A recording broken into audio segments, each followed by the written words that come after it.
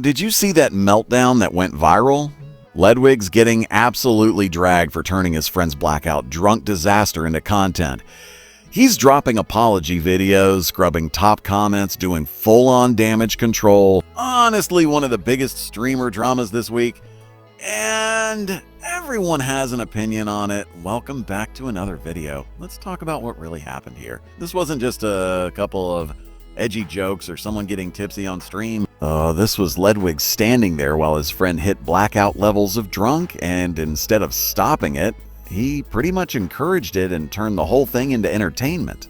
And now, instead of truly owning that, he's giving us this carefully worded, brand-friendly apology where he admits it was a mistake.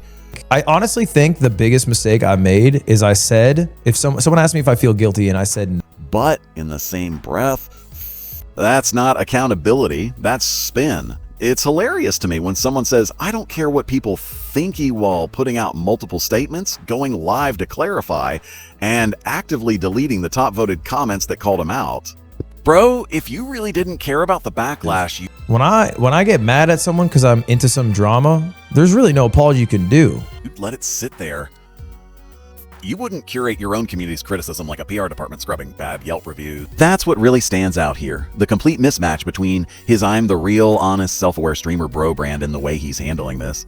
This is corporate level reputation management, not someone just owning it. People aren't dumb. They saw the stream. They watched his friend get absolutely wrecked while Ledwig laughed it off and kept the camera rolling. That's not normal. We were all drunk fun. That's watching someone spiral out and thinking it's good content. And that's the core issue here. Not that drinking happened.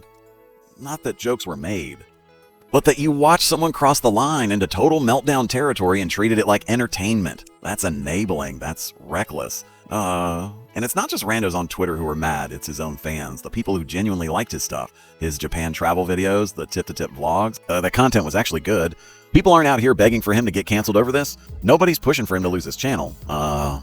What they want is honest. They want him to be the guy he claims to be, the one who can admit when he messed up without blaming the audience for wanting drama. But that's what he's doing. The apology has this weird vibe like, I guess I'll let people be mad at me. No, dude, people don't need your permission. They're mad because they saw you enable a train wreck. If you really want to apologize, there's no point, I think, in trying to appease people who aren't even in.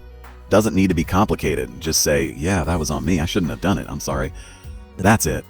No disclaimers about people being overly dramatic. No, but you don't get it, Tone. Just be real. Instead, he's out here deleting the top criticisms from his comment section. Like, literally erasing all evidence of the it's such a clown move. You can't have it both ways. You can't be the cool, honest, down-to-earth creator who keeps it real while nuking your own audience's feedback because it hurts your image. And let's talk about those DM he shared. Yeah, some of that was vile. People telling him to kill himself like his dad did. Completely beyond the line. Nobody with a shred of decency would defend that. I mean, but here's the thing. Pointing out that you're getting vile harassment doesn't erase the original criticism. Both can be true at the same time. Yes, people harassing you with personal trauma is messed up, but that doesn't change the fact that you enabled your friend's meltdown. It doesn't make the core issue go away. It's like trying to distract from your own mistake by showing the absolute worst responses you got. It doesn't actually address the real criticism. And honestly, let's be real about why this backlash is even as mild as it is. Who his friends are, he's got connections with some of the biggest names in streaming. That buys you a softer landing. If Ledwig wasn't friends with certain streamers, if he wasn't in that circle, this would have been 10 times worse for him. Because let's not pretend this space is fair.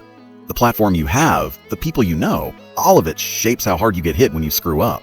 If he went after certain untouchables in the space, you'd see the dog pile instantly. But because he's tight with them, people are walking on eggshells. That's the part that annoys me most. The hypocrisy, the fact that so many people are only as mad as they're allowed to be based. No, Ledwig personally, I'm not here pretending I know what he's like off camera. For all I know, he's a perfectly fine guy in real life. What I'm talking about is the persona he's built. The one he chose to put in front of millions of people. The brand that says I'm self-aware, I'm authentic, I'm just like you. And now we know why he's another Hassan minion. That brand demands that when you mess up, you own it without the PR spin. Because this wasn't it. This wasn't self-aware. This was embarrassing. It's not the end of the world. It's not career ending. He's too big. He's too connected. He'll bounce back. People forget stuff fast online, but really wants to keep that a real one. Reputation he needs to stop treating criticism like a PR crisis and start treating it like what it is. His own community holding him accountable, because at the end of the day, that's all people want. They want to know that the creator they support can recognize when they've gone too far. Anyway, that's my take.